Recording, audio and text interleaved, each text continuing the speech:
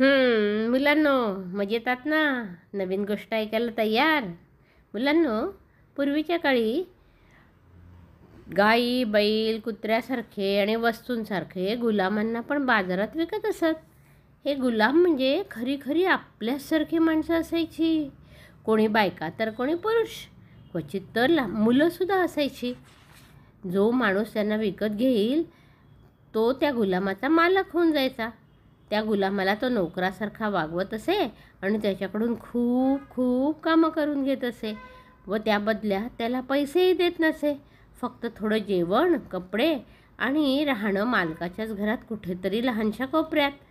व चूक झाली तर जब्बर शिक्षा. चापकानी बुक्क्यांनी मारत असे मालक त्या गुलामाला. घाबरून गुलाम कधीकधी पळून जात असे. पण पळून गेलेला बिचारा गुलाम जर पुन्हा सापडला तर मग त्याला चापकाने इतके मारले जायचे की त्याच्या अंगातून रक्त यायचे.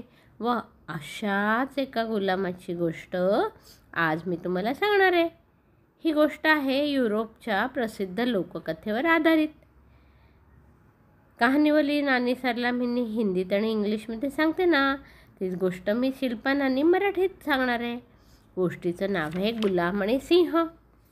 तर ऐका मुलांनो. आणि मुलांनो, गोष्ट आवडली तर नक्की लाईक आणि कमेंट करून कळवणार ना शिल्पा नानीला. गुड. आणि शेअर पण करा मित्रांना. फार वर्षापूर्वी एक गुलाम होता, अँड्रोक्लिस नावाचा. त्याचा मालक खूप कडक शिस्तीचा होता व कठोर होता. दिवस रात्र तो अँड्रोक्लिसकडून कामं करून घ्यायचा व छोटीशी जरी चूक झाली तरी मोठी कडक शिक्षा द्यायचा. एक दिवस घरातील साफसफाई करताना अँड्रोक्लिसच्या हातून एक महागाचा फ्लॉवर पॉट म्हणजे फुलदाणी फुटला. तो खूप घाबरला, भीतीने थरथर कापू लागला. आता मालकाला कळलं तर तो आपल्याला खूप मोठी शिक्षा करेल, मारेल. म्हणून अँड्रोक्लिस घरातून पळून गेला. कुठे? त्याचा ना कोणी मित्र होता ना कोणी नातेवाईक. कुठे जाणार तो? पण त्याच गावात लपून बसला असता तरी मालकाने त्याला शोधून घरी परत आणलं असतं आणि खूप मारलं असतं. म्हणून तो गावाबाहेरच्या एका जंगलात गेला. खूप जोराने धावत पळत गेला आणि थकून एका झाडाच्या सावलीत बसला. इकडे तिकडे पाहिल्यावर त्याला समोरच एक गुहा दिसली. गुहा म्हणजे डोंगरात मोकळी जागा असते ना, रूमसारखी तशी. पण त्याला दारं खिडक्या नसतात, पण आत बसायला झोपायला जागा असते. तर त्या गुहेत हा गेला आणि थकल्यामुळे जरा सुस्तावून लोळत बसला. गुहेत थोड्या वेळाने त्याला सिंहाचा आवाज आला दुरून. अरे बापरे, हा सिंह तर आपल्याच दिशेने येतोय. म्हणजे ही गुहा त्या सिंहाची आहे. तर आता तर अँड्रोक्लिसची खूपच सटारली. इतका घाबरला, बापरे, इथून मी आता जायला पण मला जागा नाही, दुसरा रस्ता पण नाही आणि समोरून तर सिंह स्वतःच येतोय. आता काय करावे? त्याला भीतीने आपले डोळे त्यांनी गच्च मिटून घेतले व अंगाचं मुटकुळं करून एका कोपऱ्यात बसून राहिला. थोडा वेळ गेला. अँड्रोक्लिसला वाटलं की हा सिंह आता आपल्याला एका झटक्यात पकडेल आणि खाऊन टाकेल. पण अजून सिंह आपल्याला पकडत कसा नाही आहे? गेला की काय? म्हणून त्याने हळूच एक डोळा उघडून पाहिलं तर सिंह शांत बसला होता व अँड्रोक्लिसची नजर त्याच्याकडे जाताच त्याने आपल्या डाव्या पायाचा पंजा पुढं करून काहीतरी दाखवण्याचा प्रयत्न केला. एकदा दोनदा, जणू काही त्याला काहीतरी सांगायचं आहे. पण काय काय सांगायचं आहे ते काही कळेना. अँड्रोक्लिसला वाटलं आता इथून त्याच्या सिंहाच्या जवळूनच पुढे जाऊन पळून जाण्याचा प्रयत्न केला तरी तो मला पकडेल. त्यापेक्षा सिंहाचा चेहरा पाहून त्याला वाटलं सिंहाला काहीतरी मदत हवी आहे बहुतेक, तर पाहावं तरी जवळ जाऊन. म्हणून तो जरा जवळ गेला व सिंहाने पुढे केलेल्या पंजाकडे पाहू लागला. तेव्हा त्याच्या लक्षात आलं की सिंहाच्या पायात काटा रुतलाय. मोठा काटा, थोडा आत रुतलेला, थोडा बाहेर. ते सिंह दाखवत असणार आणि बोचलेला काटा म्हणून सिंहाला दुखत पण असणार. म्हणून अँड्रोक्लिसने हळू सिंहाचा पंजा भीतभीतच हातात घेतला व त्यातील काटा ओढून बाहेर काढला. त्याबरोबर सिंहाला बरं वाटलं आणि सिंहाचा दुःखी चेहरा जरा थँक्स धन्यवाद म्हटल्यासारखा ठीक झाला आणि सिंह त्या गुहेतून निघून गेला. अँड्रोक्लिसला काहीही न करता न खाता आणि त्या अँड्रोक्लिसला खूप बरं वाटलं, हायसं वाटलं, आपला जीव वाचला म्हणून. पण आता त्याला खूप तहान लागली होती म्हणून तो पाणी शोधत होता कुठेतरी. कुठे नदी किंवा विहीर दिसते का म्हणून पाहत होता. तेवढ्यात राजाच्या सैनिकांनी शिपायांनी त्याला पकडलं. कारण अँड्रोच्या मालकाने राजाकडे तक्रार केली की माझा गुलाम अँड्रोक्लिस पळून गेलेला आहे.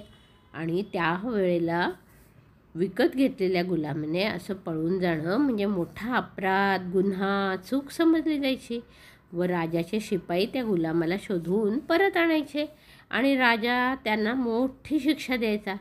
तर असा हा पाणी शोधायला गेलेला अँड्रोक्लिस पकडला गेला आणि राजासमोर त्याला उभा केला.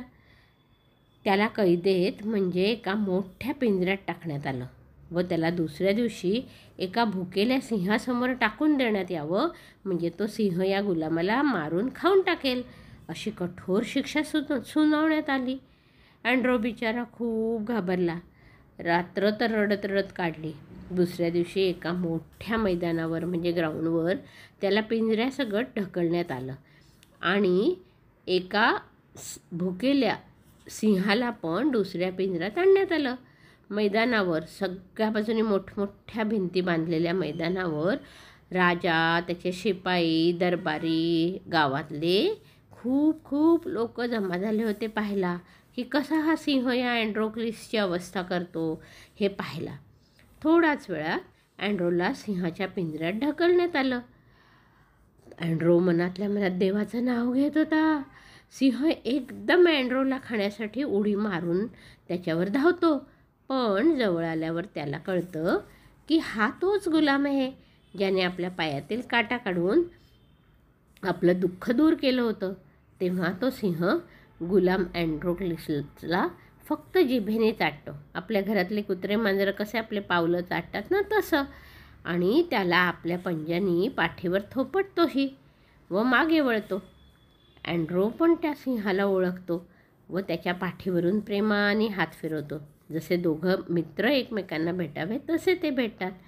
राजा, दरबारी, गावातील सर्व लोक बघतच राहतात. अरेच्या असं कसं झालं. आणि मग राजा इशारा करतो की ह्या सिंहाला घेऊन जा.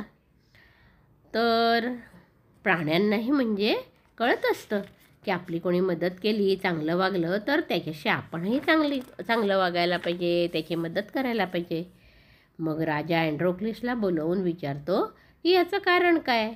तेव्हा अँड्रोक्लिस म्हणतो, सर्व हकीकत सांगतो की कशी त्याने सिंहाची मदत केली, काटा काढून दिला होता म्हणून सिंह पण त्याच्याशी प्रेमाने वागतो आहे. त्यावर राजाला वाईट वाटतं की अरे, इतका जंगली आणि हिंस्त्र प्राणी पण उपकाराची जाणीव ठेवतो आणि आपण माणसं या गुलामांशी किती वाईट वागतो. आपल्यासाठी केलेल्या सेवेच्या कामाची जाणीव न ठेवता, सेवेची आणि कामाची जाणीव न ठेवता आपण त्यांना त्रास देतो, मारतो. हे बंद केलं पाहिजे. मग तो अँड्रोला मोकळं करतो गुलामीतून व कैदेतून व सर्वच गुलामांना सोडून देण्याची ऑर्डर देतो व त्यांना स्वतंत्र आयुष्य जगण्याचा चान्स म्हणजे संधी देतो. तर पहा मुलांनो, केलेले उपकार, परोपकार, चांगलं वागणं हे कधीही फुकट जात नाही. चांगल्या वागण्याचं फळ नेहमी चांगलंच मिळतं.